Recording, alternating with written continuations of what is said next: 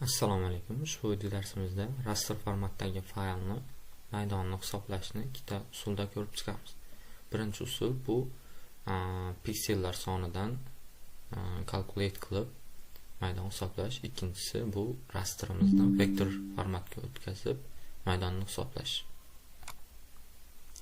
Demak, biz bu Sentinel-2 sun'iy yo'ldoshi asosida hisoblangan NDVI indeksi bo'lib, endi buni biz qayta sinflashtirib olishimiz kerak.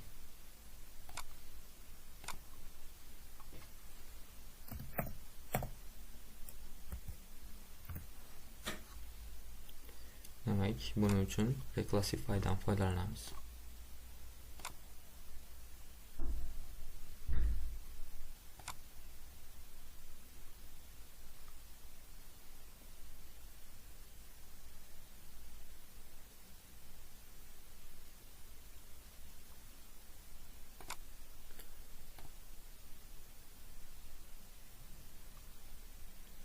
Endi bitta ustun ochamiz.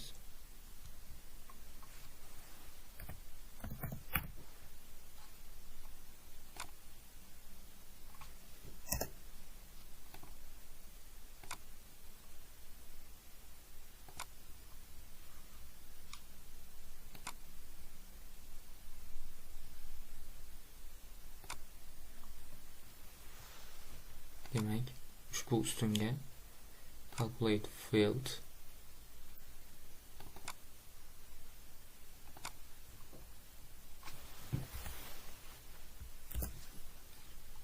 demak countni metr kvadratga o'tish uchun demak pikselni kvadrati, ya'ni 100 ga ko'paytiramiz. Chunki Sentinel-2 sun'iy yo'ldoshi piksel qiymatlari 10 metrga 10 metr. Endi biz agar kilometr kvadratga o'tadigan bo'lsak 1 millionga bo'lamiz. Agar gektarda hisoblamoqchi bo'lsak 10 mingga bo'lamiz.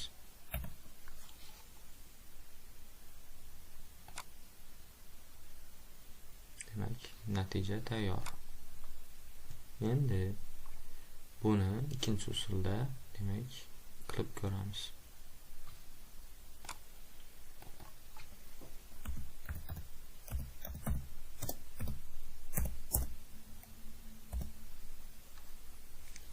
Raster to polygon. Ushbu qayta sinflashtirilgan rasterni belgilaymiz. Demak, run.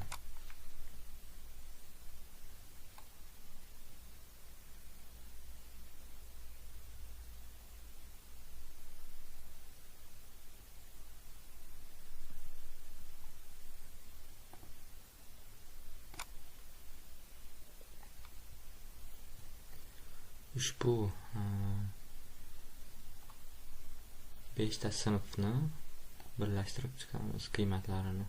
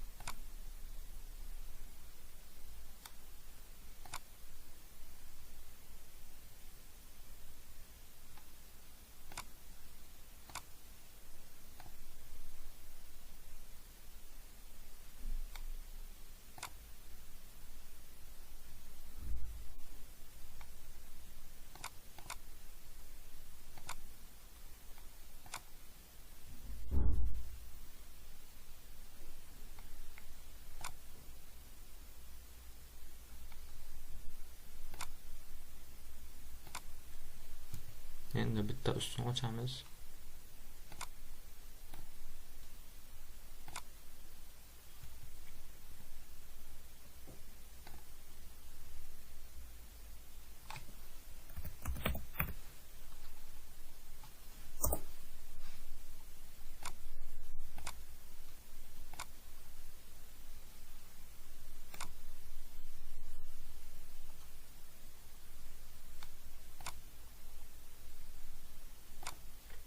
calculate geometry.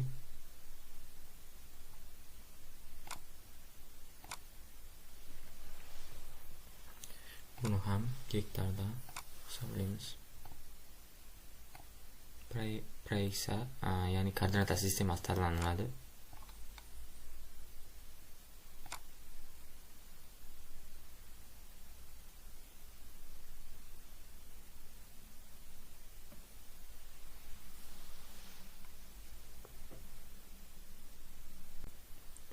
Endi umumiy maydonlarni solishtirib ko'ramiz.